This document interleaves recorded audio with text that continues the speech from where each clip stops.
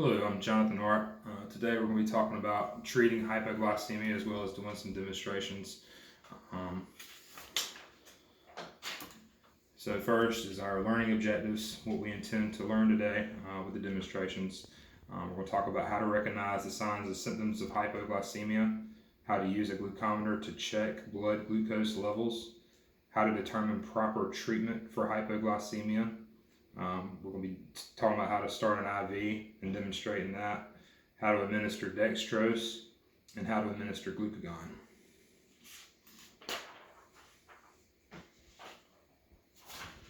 So let's talk about what we already know and what we learned from our last presentation. What is hypoglycemia? Obviously that's when the blood glucose level gets a little too low. What are the signs and symptoms of hypoglycemia? How do we treat it?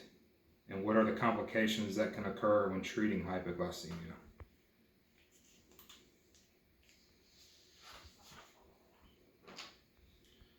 So recognizing hypoglycemia, we know that some of the signs and symptoms, especially of severe hypoglycemia, include altered mental status, sweating, and sometimes unresponsiveness. And we know that it's when our blood glucose level starts getting below 70. And the lower it gets, obviously, the more severe the symptoms are going to go with it.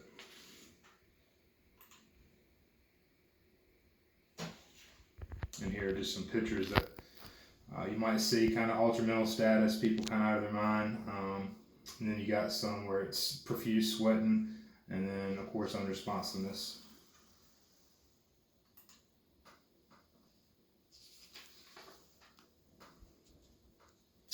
Alright, so checking a blood glucose level, as well as the demonstration, we'll talk about it first. When we get ready to check it, obviously we need a glucometer. We want to prepare all of our equipment. We're going to need an alcohol swab, a lancet to prick the finger, and then a glucometer to test it. We'll need a test strip, and then either a 2x2 or a Band-Aid. If the patient is alert, whenever we do any kind of procedure, we want to make sure we explain to them what we're doing. However, in severe cases of hypoglycemia, the patient's probably not going to be that alert to know what's going on. So to start with, we want to clean the patient's finger with an alcohol swab and then wipe it dry. We prepare our lancet. Usually we have to pull the safety tab out and then load it. We want to prick the patient's finger that we swab with the alcohol swab. And then after pricking the finger, we want to wipe away any initial blood. And then get another sample for the reading, and that usually provides a little more accurate reading. And then once we've done that, we want to immediately dispose of the lancet in a sharps container. Then we obtain the blood sample with the glucometer, and that will give us our reading. And then finally, we wipe the patient's finger and either put a 2x2 or a Band-Aid on it. So we are going to demonstrate that. Always make sure that you have all your PPE, your gloves, mask if needed, but today it's just us.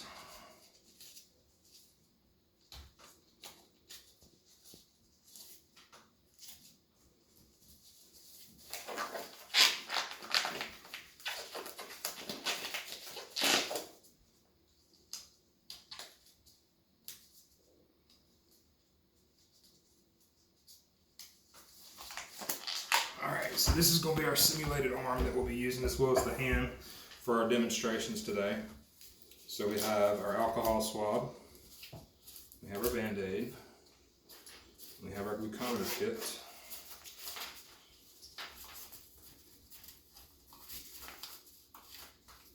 this is what our glucometer looks like, just a little, almost like a little phone or computer. Then we usually have a bottle of test strips, and then we'll have our lancet. So we'll prepare the lancet, we'll pull our safety tab, we'll load it and get it ready. I like to go ahead and put the lancet in the glucometer so that when we get to it, we're ready to go. And that usually just inserts as such. And then we have our Band-Aid.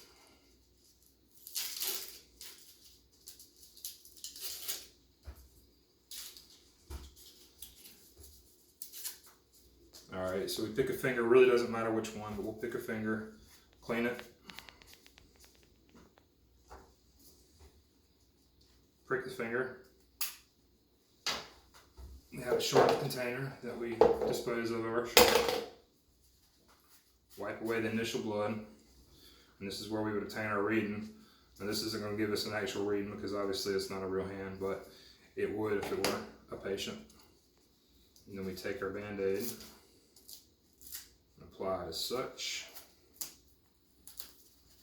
And then from here, this is where once we get our reading, we can determine if, if our patient's unresponsive or they've got altered mental status, we can determine if it is truly hypoglycemia or if there's another issue going on. But for our presentation today, we're going to move forward with it being hypoglycemia.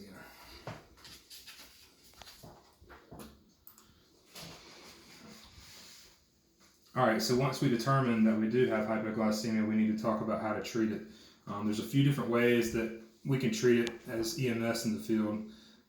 If they are alert enough to where they can take something orally, that is the preferred method. So whether that be food, drink, juice, or even oral glucose, that's what we consider to be the safest way to do it. If they are not alert to where you can put something or they can ingest something through mouth, then we have to talk about the interventions that we can take to correct the problem. So for us, our options are either starting an IV and administering dextrose, or either using glucagon IM. And we're going to demonstrate both of those today as well.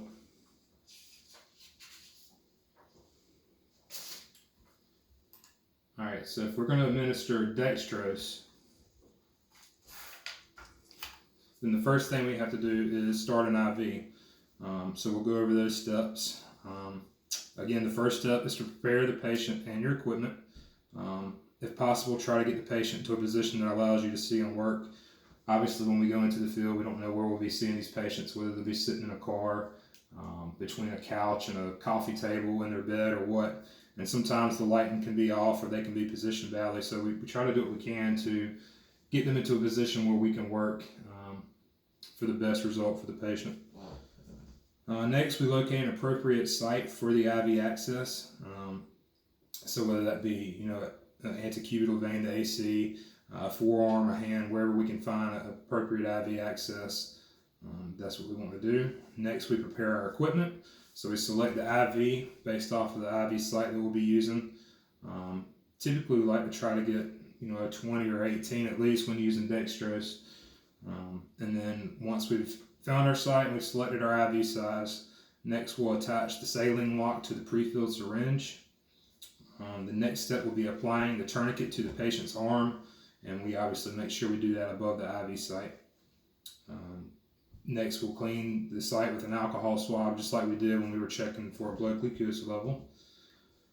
Next, we insert the vein or the IV into the vein. We look for a flash into the chamber, and usually this is just a little bit of blood that comes back up into the chamber.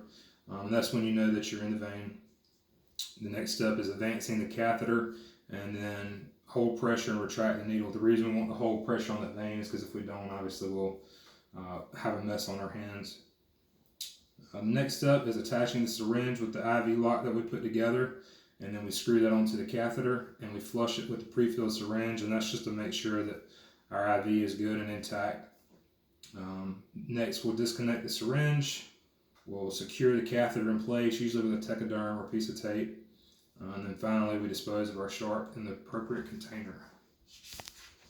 So we will demonstrate that process. So again, this is our makeshift hand and arm. This is our IV start kit. And typically what you'll find in here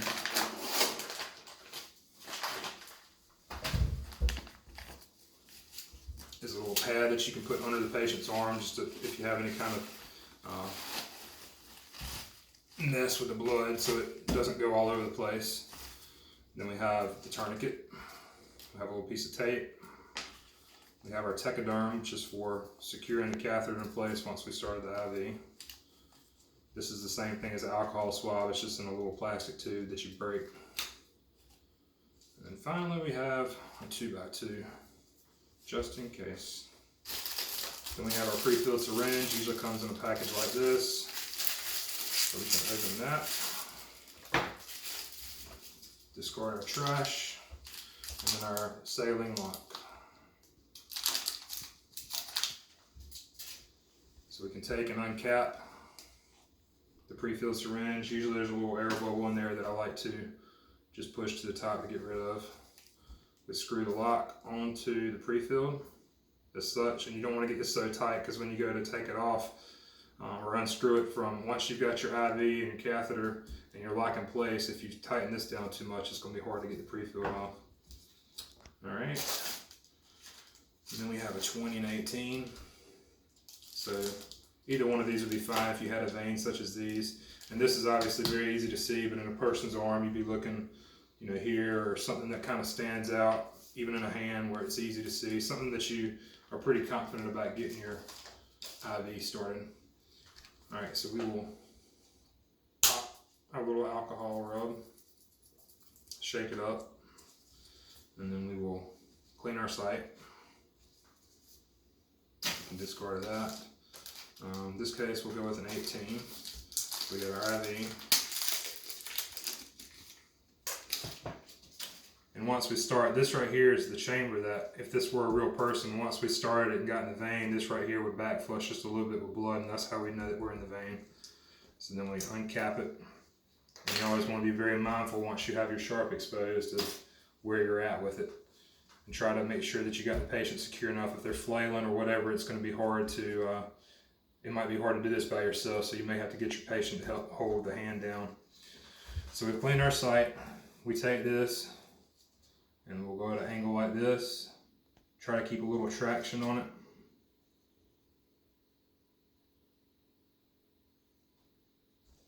Once we're in the vein, we can then advance our catheter. And basically, I like to keep the IV still and push the catheter in as such. And then this is where we hold pressure so that the blood doesn't backflow once we've retracted our sharp. Retract the sharp, immediately put it in the proper container. This is how we avoid accidental sticks. So now we're here. So we've got our pre-filled and our lock. We'll screw it onto the catheter. And at this point, sometimes you'll see blood automatically start to flow into here, but you can pull back on the plunger just a little bit. And if you get blood in here, then you know that you're in the vein like you're supposed to be. At that point, we just want to flush just a little bit. And if this were infiltrated or anywhere, or wasn't in the vein like we thought it was, you'd probably see some swelling right around the injection site because you're not going into the vein. So we know we got a good intact IV. We can then disconnect the syringe. I like to hold this in place just so there's no accidental slippages or it doesn't get pulled out. Then we unpeel our techoderm and we secure it into place as such. And now we have successfully started our IV. At this point, you can get rid of your trash.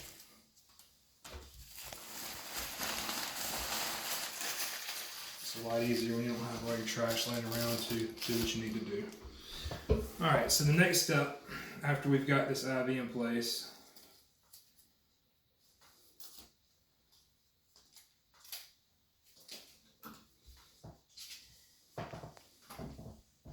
is going to be administering our dextrose. So we'll talk about that for a second. The way that we used to have what was called dextrose 50%, and all that is, the percentages is how much dextrose is mixed with our normal saline. So we used to use D50, so it was 50%, and it came in a syringe and it was very thick and you had to have a very good IV to be able to push it. We've started using what's called dextrose 10%, and it comes in like almost a saline bag with the dextrose already mixed in. It's a lot easier to administer, and it keeps us from going the opposite direction and causing the patient to become hyperglycemic. So to prepare our equipment, we have our bag. We'll have a 10-drop drip set that will connect to the dextrose bag. Of course, before we use any medication, we always want to make sure that it is in date and it is the right medication. The next step is to take the drip set and expose the spike. We then put the spike into the bag of dextrose. We fill the drip chamber about halfway full. We want to clean the IV lock with an alcohol swab, and then we attach the drip set to the lock. We then open the tube and assure there's proper flow, and continuously monitor the IV site and make sure there's no issues. And then finally, after we've got the dextrose hooked up and we got it flowing, you want to check this about every minute or two by rechecking their blood glucose level, because they can go from very low to very high very quick, and we want to get them just above 70. We don't want to send them into DKA because we gave them too much. So now we're going to demonstrate that process. Alright, so this is how our drip set comes in a bag. We open that up. And essentially we've got tubing. And this is our bag of dextrose and date to make sure it's the right thing. It is. So we can open that up.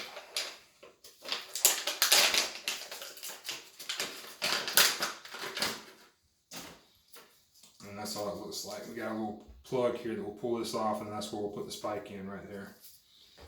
So this is our spike. The tube is taped up. I like to keep it that way, and what I do is take the spike, pull off the cap, plug it in.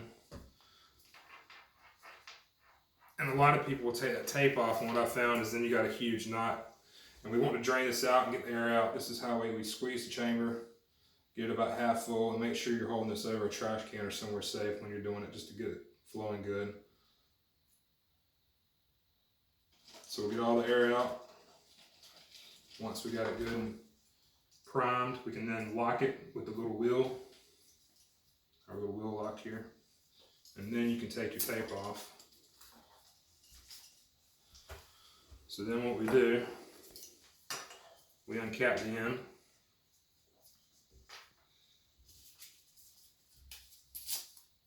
Again, we clean our site.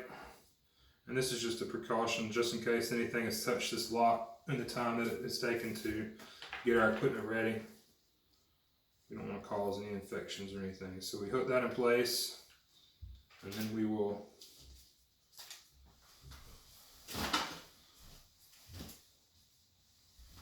take our tape that's usually hanging above our head on the truck. And usually we'll just run this back and forth a couple times, and that's just so if something snags it, it's not ripping right at the IV site.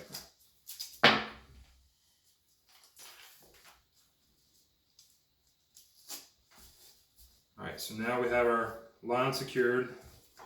We have our dextrose hanging. We want that about half full. Once we're in place, we can open it up. In which case, in a normal setting, it's a little different with our mannequin here, but in a normal body, it would flow pretty freely. And so we keep an eye on that. Keep an eye on our IV site to make sure that there's, again, no issues, that it hasn't blown or anything. And then after we give around 100 milliliters or so, we want to recheck the patient's blood glucose level. And we'll just keep doing this until we get the patient around 70 or so, or really more alert. If they get alert enough to where they can start eating or drinking, that's what we want to do. This is kind of a temporary fix. The dextrose and even glucagon, we want to get some good carbs and stuff in them to where the blood sugar will stay. We can do this and it might get it up for a little while, but you know, after 15-20 minutes it may start dropping again. So when we're at a comfortable point like this, we'll shut it off here. And we'll move to our next step, which is discontinuing. So our patient is now alert. We've got their blood sugar at a good level. They're talking to us. And usually a lot of times we have patients that once we get them, you know, the problem corrected, they won't want to go to the hospital. And in this case, we'll want to discontinue this IV.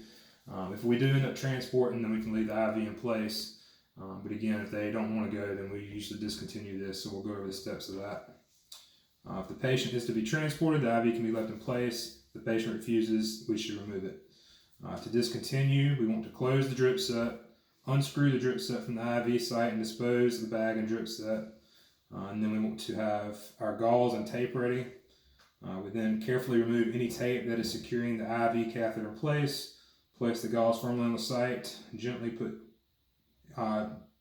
tape down the gauze, and then quickly pull out the catheter while keeping pressure on the gauze. Tape gauze in place, and then you'll want to keep pressure on that site for a couple minutes while the the blood is clotting so that it's not bleeding all over the place. So, we've already discontinued the flow. We're going to take off the tape that's securing the drip set.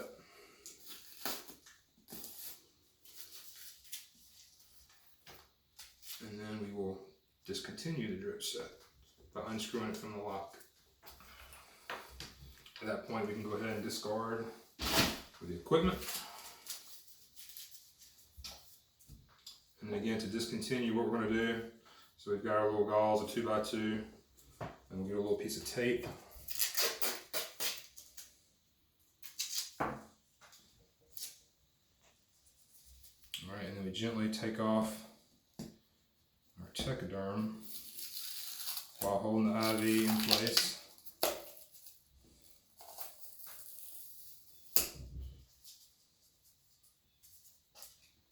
At that point, we take our 2x2, we'll put it over where the IV enters the skin, and then we will pull the IV out. And I like to put these in a sharps container, just because usually they're quite bloody. And if not a sharps container, then at least make sure you're disposing in a proper red trash bag. So keep pressure on that. And tape in place. And even though it's in place again, try to keep a little pressure on it for a minute or two just until it clots and stops bleeding. So that is our discontinuing of our IV. I like to try to recommend whenever I can that if we've done this, that they go to the hospital just so that they can be monitored for a little while to make sure they have no sharp spikes or decreases in their BGL. But oftentimes, again, the patient's going to refuse once they become alert because they don't want to go to the hospital. So the next step is what happens if we were unable to get an IV and we have a hypoglycemic patient. So our only real option at that point is doing glucagon. Now this is going to be a lot slower acting, and you're typically going to have to transport these patients because we can give the glucagon and it'll be 30 minutes before you might see a real change and an increase in their glucose levels. But the way we would do this is to prepare our glucagon, our syringe and our needle. We then want to select an IM location. Remember, this is intramuscular. So we want to select our proper location. I like the deltoid, that's usually the easiest. And then, like with the other ones, we clean our site with an alcohol swab. We have to mix the glucagon, draw it up in a syringe. We then insert the syringe and needle, pull back on the plunger. We do this just to make sure that we haven't accidentally hit a vein or artery. We want to make sure that we're in the muscle. We then administer glucagon. We then withdraw the needle, dispose into the sharp, and then with the others, we apply either a 2x2 or Band-Aid in case there's any bleeding. So, for that process, our glucagon comes in this little box. And unlike most of the medications that we usually administer, this one comes in 2 little vials.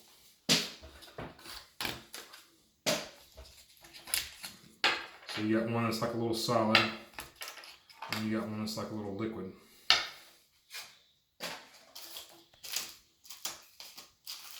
So you've got our pre-fill, or not a pre-fill syringe, but it's just a regular syringe.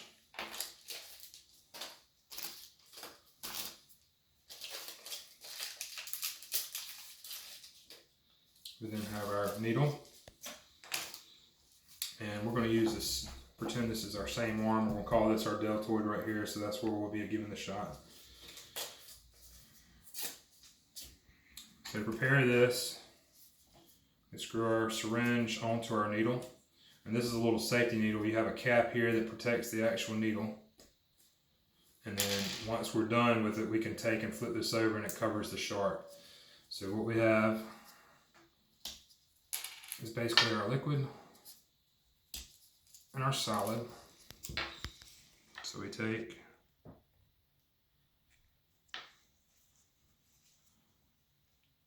and we want to draw up all the solution.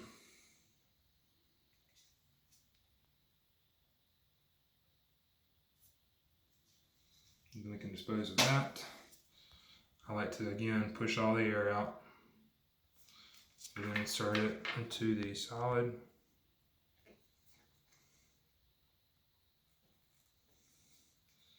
Then we can retract this. And for this demonstration, I'm going to use the same needle, so instead of waving this all around, I like to take and just cap it like that, so I'm not risking getting a poke. Then we mix this up. You can see where it's turned into all liquid now.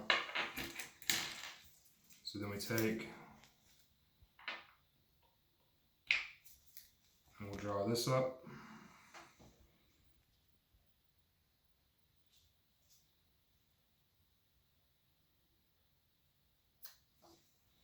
Again, we'll recap it.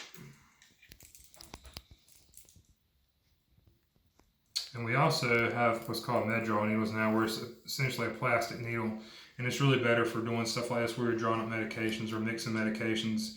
It's a lot less sharp, but it allows us to do what we need to do, and then you're not waving a metal needle around so much. But for this demonstration, we're just showing you how to do it. All right, so we have our site here that we're going to inject. We want to clean it. And we will also go on and get our Band-Aid ready.